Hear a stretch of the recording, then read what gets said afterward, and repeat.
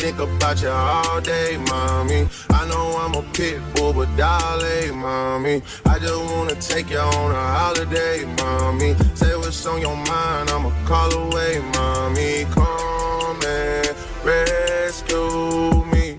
Y'all have been asking me for years how I build these mowers and how I snorkel them. Well, today I'm finally gonna give away the secret. I've been keeping it a secret because, well, I'm not trying to drive the prices of these mowers up. Everything is really cheap. The motor is really cheap. Transmission is really cheap. Everything's really cheap. You can find these things for $100 all day. Now, when you get all these little kids on them, snorkel on them, all these parts are going to be hard to find. Everything is going to be expensive, just like the four-wheeler. So I've been doing this, trying to keep it low-key for myself, but now I got a lot of competition, and I'm finally going to give the secrets away. So if this video does good, I'll make a part 2 going over everything in the belt and how that works. But today I'm going to go over the motor and everything that's done to snorkel it and make it run underwater. I got two different machines here. This one has a 20 horsepower Pose twin. That one's got a 12.5 flathead. They're very different to snorkel. This one's got a lot more going on, so I'll show you this one and then I'll show you that one. So to snorkel this one, it's a little bit harder than the 12.5 over there. You got a lot of vent lines going on, a whole air box to seal up, a fuel pump. So a little harder, so I don't recommend it if you're a beginner.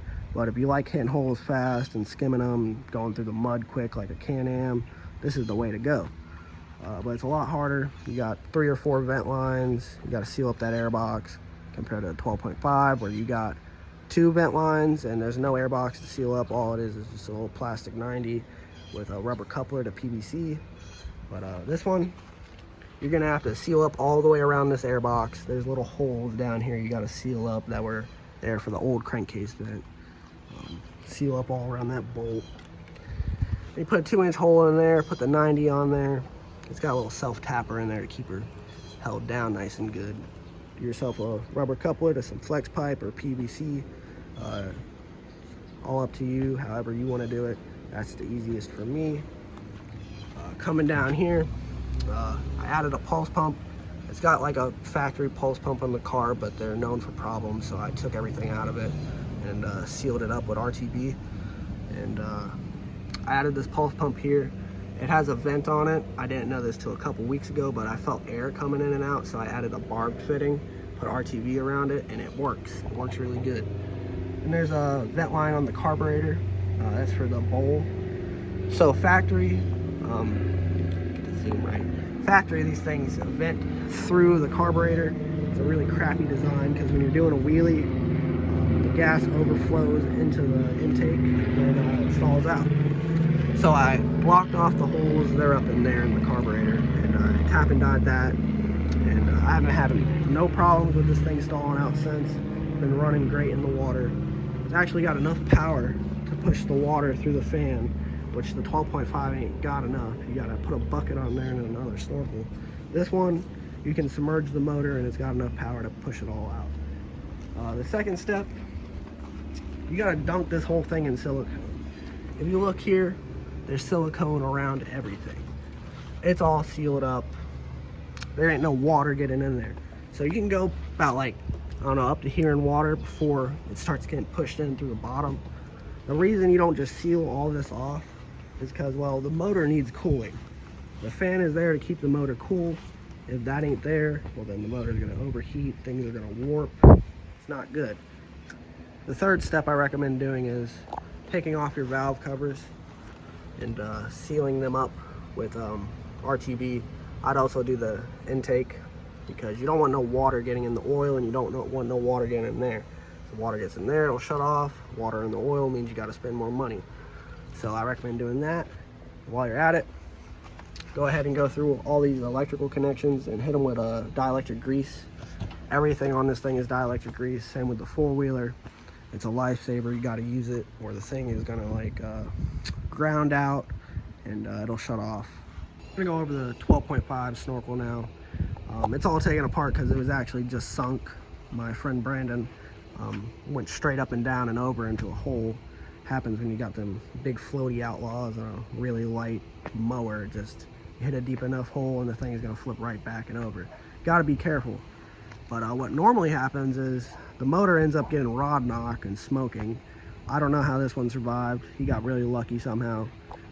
That's my old mower, the one that started the channel, the one y'all know and love. It's under that tarp back there.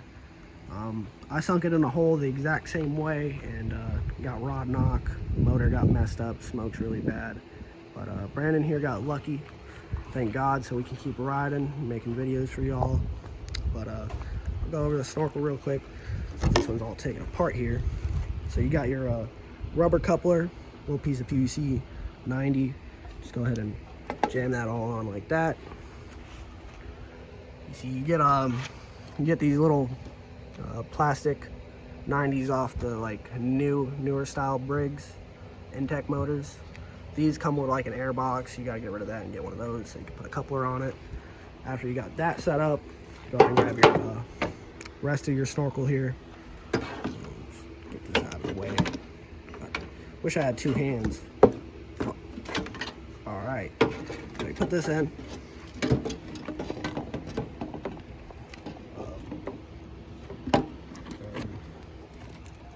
Bang, look at that.